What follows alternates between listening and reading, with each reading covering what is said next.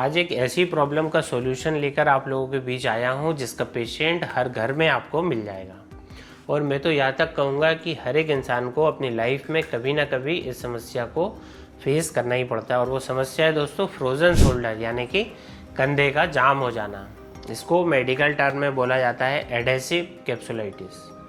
तो आज की इस वीडियो में हम जानेंगे इसके लक्षण क्या है, इसके कारण क्या है और इसको हम कैसे ठीक कर सकते हैं, और वह कौन सी ऐसी होम्योपैथिक मेडिसिन है जो कंधे के जाम हो जाने में प्रयोग की जाती है। इसकी पूरी जानकारी मैं आपको दूंगा और मैं आपको वो होम्योपैथिक मेडिसिन भी बताऊंगा जो मैं अपने क्लिनिक में अपने मरीजों को फ्रीक्वेंटली प्रेस्क्राइब करता हूँ फ्रोज़न शोल्डर के लिए, जिसके कि मुझे 100% क्लिनिकल रिजल्ट मिलते हैं।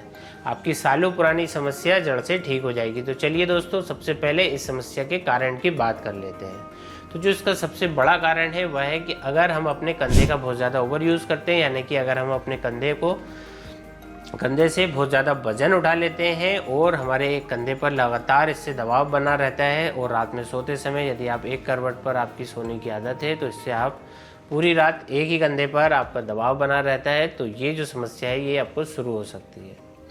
या फिर सर्वाइकल स्पॉन्डिलाइटिस की आपको समस्या है, उसके कारण भी आपको फ्रोज़न शोल्डर हो जाता है। दोस्तों वही हम बात करें कि ज़्यादातर जो डायबिटिक पेशेंट हैं या फिर थायराइड के जो पेशेंट हैं उन लोगों में भी यह समस्या कॉमनली देखने को मिलती है।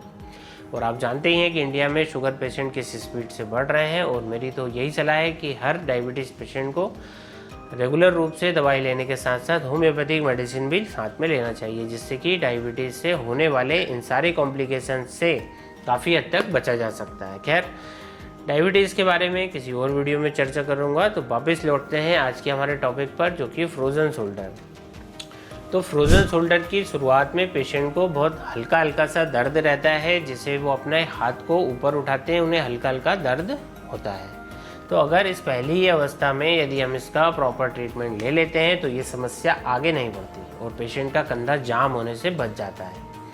तो अगर आपके कंधे में दर्द है, वो भी पिछले 1 महीने से या 2 महीने से, तो आपको इसका तुरंत होम्योपैथिक ट्रीटमेंट लेना चाहिए, जिससे कि आपकी ये समस्या ठीक हो जाएगी। लेकिन अगर आपके दर्द को 5 से 6 महीने हो चुके हैं तो इसका मतलब है कि आपकी जो समस्या है क्रॉनिक हो गई है। तो क्रॉनिक फ्रोज़न शोल्डर को ठीक करने के लिए हमें बहुत ज़्यादा मशक्क़त करनी पड़ती है, और ये समस्या जितनी पुरानी हो जाती है इसको ठीक करना भी फिर मुश्किल हो जाता है। तो आज मैं आपको दोनों तरह की कंडीशन के लिए होम्योपैथिक मेडिसिन बताऊंगा, आपकी एक्यूट कंडीशन के लिए और आपकी क्रॉनिक कंडीशन के लिए, कि हमें कौन सी होम्योपैथिक मेडिसिन इसमें इस्तेमाल करनी है। दोस्तों, मैंने बहुत सारे पेशेंट फ्रोज़न शोल्डर के ऐसे देखे हैं जो कि लंबे समय तक पेन किलर खाते रहते हैं। पेन किलर खाते हैं तो उन्हें आराम महसूस होता है, वास्तव में इन्हें आराम नहीं मिलता है, ये केवल कुछ देर के लिए दर्द को भुला देते हैं। बीमारी प्रोग्रेस करती रहती है और कई सीवियर केसेस में डॉक्टर स्टेरॉइड की दवाइयाँ देते हैं। स्टेरॉइड दवाइयों से आपके कंधे में ऐसा लगेगा कि आपको एकदम से आराम हो गया, लेकिन दूसरी तरफ इनके भयंकर वाले साइड इफ़ेक्ट भी होते हैं। दोस्तों, फ्रोज़न शोल्डर के लिए 2 सबसे बेहतरीन ट्रीटमेंट है। पहला है होम्योपैथिक दवाइयाँ और दूसरा है एक्सरसाइज। तो आज के इस वीडियो में मैं आपको दोनों ही ट्रीटमेंट इसके बताऊंगा। तो चलिए दोस्तों, अब हम जान लेते हैं वो होम्योपैथिक मेडिसिन जो कि आपके फ्रोज़न शोल्डर में आप ले सकते हैं। इनका कोई भी साइड इफेक्ट नहीं है और इनके जो रिजल्ट है बहुत ही शानदार है। सबसे पहले बात कर लेते हैं राइट साइड होने वाले फ्रोज़न शोल्डर की।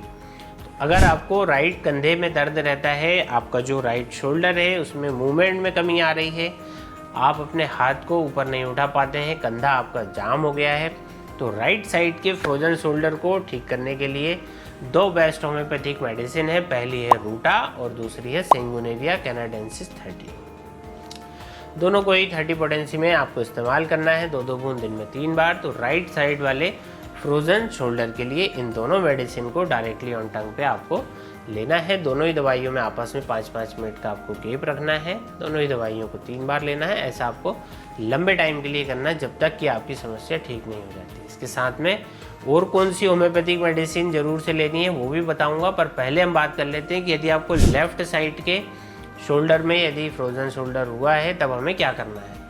तो लेफ़्ट साइड के फ्रोज़न शोल्डर के लिए भी 2 होम्योपैथिक मेडिसिन बहुत ही खास हैं। एक है फेरम मेटेलिकम 30 और दूसरी है रूटा 30। इन दोनों को भी लेने का तरीका दोस्तों वही है, 2-2 बूंद दिन में 3 बार। इन दवाइयों के प्रयोग से 10 से 15 दिन में ही आपको आराम मिलना शुरू हो जाएगा।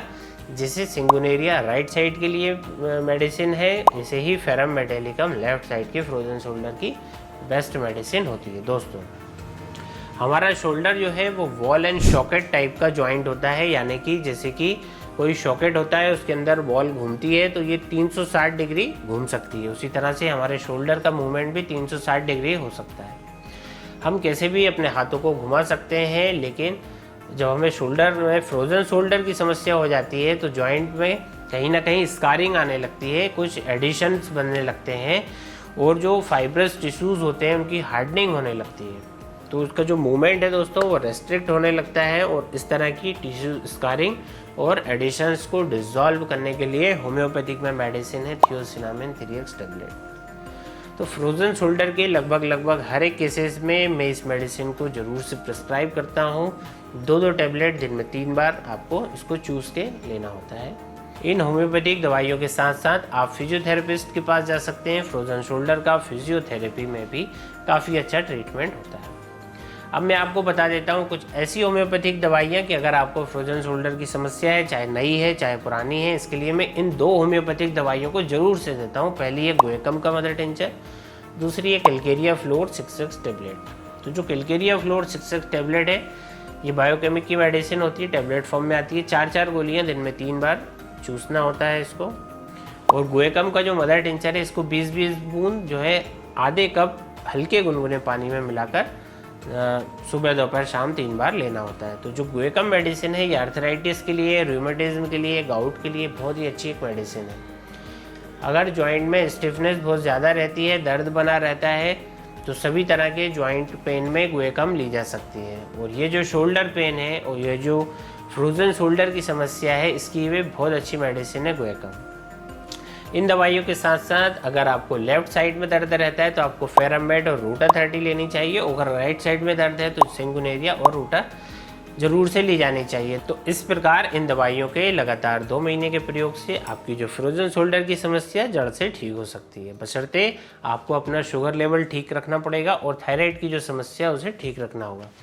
इसके लिए आप शुगर की जो दवाइयाँ लेते हैं उसे लेते रहिए, बीच में कोई भी दवाई आपको नहीं छोड़नी है, क्योंकि अगर आपका शुगर लेवल हाई रहेगा तो आपको फ्रोजन शोल्डर फिर बिल्कुल भी ठीक नहीं होगा।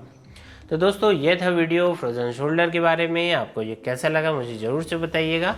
लाइक शेयर एंड कमेंट्स करना ना भूलिए। दोस्तों आप किसी और टॉपिक पर वीडियो चाहते हैं आप मुझे शेयर कर सकते हैं, कोई भी क्वेरीज है, कोई भी कमेंट्स है, आप मुझे कमेंट्स बॉक्स में पूछ सकते हैं। थैंक यू वेरी मच दोस्तों। जय हिंद, जय भारत, वंदे मातरम। धन्यवाद।